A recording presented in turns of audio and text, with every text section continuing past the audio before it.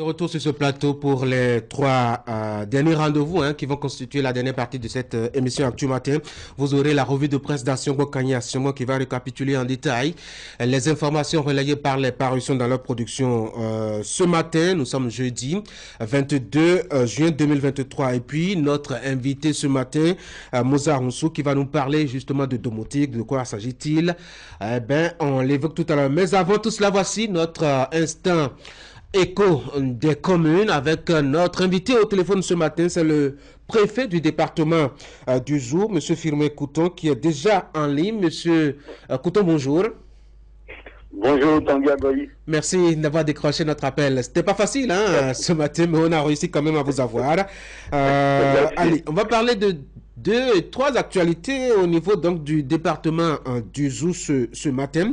Au début de cette année 2023, et c'est jusqu'à hauteur de mars, des cas d'actes d'insécurité ont éclaté, avec une fréquence sur le territoire de la commune de Djidja devenue presque comme une zone rouge. Monsieur le préfet, qu'est-ce qui peut expliquer cet état de choses et surtout à Djidja?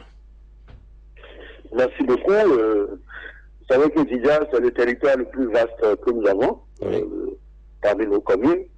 Et c'est une commune qui est habitée par différentes ethnies, notamment les éleveurs, les agriculteurs, enfin tous ceux qui achètent des domaines. Les gens achètent beaucoup de domaines aussi à Djidja. Tout à fait. C'est un phénomène, je dirais, cyclique parce que à chaque fin de la transhumance, des personnes employées comme mouillés sont délaissés par les éleveurs qui rentrent avec leurs troupeaux. Alors, donc, de cette façon, se retrouvent juste un peu plus libres et commencent par définir des modes opératoires pour déposer certaines personnes de leurs biens. En dehors de ça, à Djidja, plus précisément à Vokanzou, il y a un marché à bétail qui est très fréquenté par différentes personnes, et nous avons constaté, en dehors des acheteurs d'animaux, c'est-à-dire les bœufs, ou des vendeurs, il y a d'autres personnes. Vous savez, ces marchés-là sont toujours compliqués à gérer. Il y a d'autres personnes telles que les démarcheurs, qui sont les plus nombreux d'ailleurs. Et nous avons constaté que ceux-là sont des gens à surveiller de très près. Et d'ailleurs, ça ne nous a pas démenti parce que beaucoup ont été interpellés et on a vu qu'il y en a qui sont dedans et qui opèrent juste après la fin du marché. Et donc c'est pourquoi on a constaté cette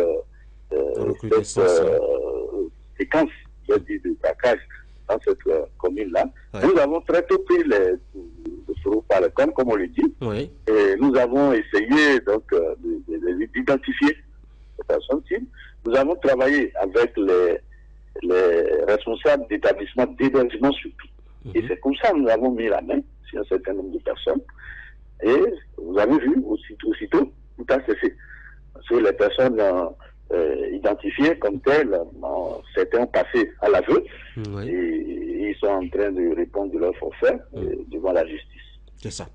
Justement, à côté de ces actes d'insécurité provenant des hommes, il y a aussi de l'insécurité provenant des animaux, notamment des chiens. Vous avez dû vous plier, monsieur le préfet, à un décret récemment pour attirer l'attention de la population sur un phénomène. De quoi s'agit-il? Merci beaucoup. Vous savez que nous, dans nos milieux ici, des gens installés un peu à la périphérie des grandes villes telles que Aboubé et Boycon, ont l'habitude d'avoir des chiens. Des chiens pour les aider à assurer la sécurité de leur maison. Mais malheureusement, il y en a qui laissent ces chiens comme ça, sans prendre la moindre mesure de les mettre en cage et de les libérer peut-être la nuit pour assurer la sécurité de la maison. Du coup, ces chiens sortent, se retrouvent dans la rue. Alors, de quoi s'agit-il? Nous avons constaté que deux ou trois personnes sont décédées coup sur coup, et à l'analyse, on a constaté que ces personnes sont décédées de la rage. De la rage. De la rage. C'est une maladie transmise par les chiens. Et dès qu'ils sont enragés, qu'ils vous mordent, et que vous aussi, vous devez être atteint de la maladie et vous mourrez un mois.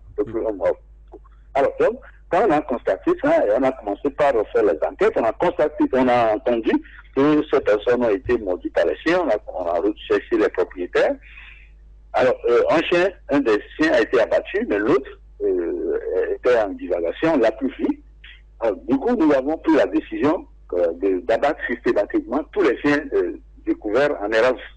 Parce que le décret sur lequel je me suis fondé, c'est un décret de 2005 qui interdit à ces animaux-là, qui interdit aux propriétaires de ces animaux-là de les laisser en divagation, de les garder, non seulement de les garder, mais d'apporter la preuve que ces chiens sont vaccinés. Parce que même si vous les détenez à la maison, parce qu'il y a peut-être vous n'êtes pas seul dans la maison, même vous-même pour votre sécurité, si vous ne vaccinez pas votre chien, il peut vous mordre.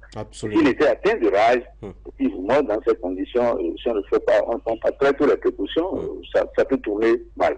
Alors, donc, nous avons mis en application ce décret et nous avons ordonné la bataille systématique de tous ces animaux, sauf si ils sont vaccinés et le propriétaire a en charge de nous apporter la preuve de ce que ces animaux sont vaccinés avec le carnet à l'appui.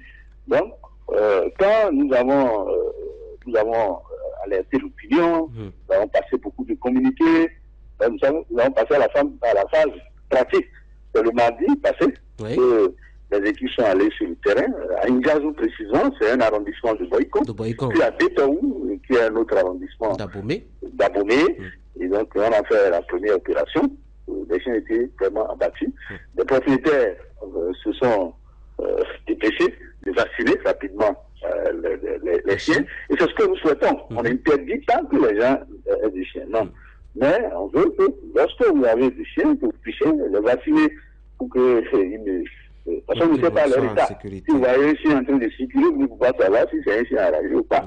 Donc, si moi, un individu qui circule, il y a un enfant qui circule, ça peut tourner mal. Et c'est pourquoi nous avons pris cette précaution-là. Alors, on a l'impression que cela a aussi créé une sorte de panique au sein de la population qui s'est dit, est-ce qu'on n'est pas envahi par peut-être une vague de rage? Bien sûr, parce que ça arrive rarement, bien ça arrive, et parfois les gens meurent sans qu'on ne sache que c'est la cause de ce phénomène. Tout à fait. Heureusement que quand ces personnes sont décédées successivement et qu'on a interrogé la population, on a compris que c'est ça qui est à la base.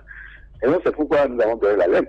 Sinon, vous voyez des gens, vous voyez peut-être des enfants, un enfant qui est mordu par un chien mastin, on passe des poudres dans la plaie, et puis ça se cicatrise, donc on dit ça va.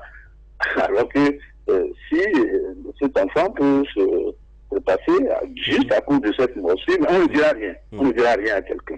Donc c'est parce que nous avons l'information qu'on a dû prendre cette mesure. Psychose au sein de la population, nous avons, avant d'aller là, avant d'arriver à ce niveau, nous avons beaucoup organisé des séances de sensibilisation, aussi bien par les agents des centres de santé, de nos arrondissements périphériques, aussi à Ngazou, à Vogmana, à Sagron, et Tétaou, à Aboumé, Ferrou, et Chantas. Nous avons organisé beaucoup de sensibilisation pour que les gens sachent que ces morsures de ces animaux-là doivent être déclarées. C'est-à-dire au moins déclarées pour que nous puissions prendre les mesures qu'il faut. Et nous avons même travaillé à ce que la vaccination, en cas de morsure, soit pas la vaccination, le traitement en cas de morsure soit un peu à moins de coût. D'accord. Monsieur le préfet, un dernier sujet rapidement, le temps de vous laisser vaquer à d'autres occupations. On sait que les pluies sont déjà là et sur votre territoire d'autorité, il y a quand même 2 ou 3 communes qui sont très exposées aux pluies. Je veux penser à la commune de Zanyenando ou de Wenri et peut-être dans une certaine mesure aussi de Zobo-Domain vers l'extrémité là-bas. Alors, quelles sont les dispositions qui sont prises actuellement pour anticiper un peu sur l'éventualité des inondations? Merci beaucoup, M. Tanguy. C'est un phénomène auquel nous sommes habitués ici. On sait qu'à Rungis, précisément dans les arrondissements de Sagon et de Torbay, il y a inondation. Ça ne nous surprend pas, pour l'avouer. À Zobodoum, à Zanyenando, précisément à Bovy, précisément, dans les villages de Koutor et autres dans l'arrondissement de Périport, il y aura inondation. Ça, nous savons aussi, nous sommes convaincus de cela. À Zobodomé, à Pokissa, il y aura inondation. Du fait de la proximité de ces endroits avec je dirais les rives du fleuve Wémé qui va déborder et qui vont déborder ici un mois ou plus. C'est-à-dire dans le fin mois juillet, il y aura inondation dans ces localités-là.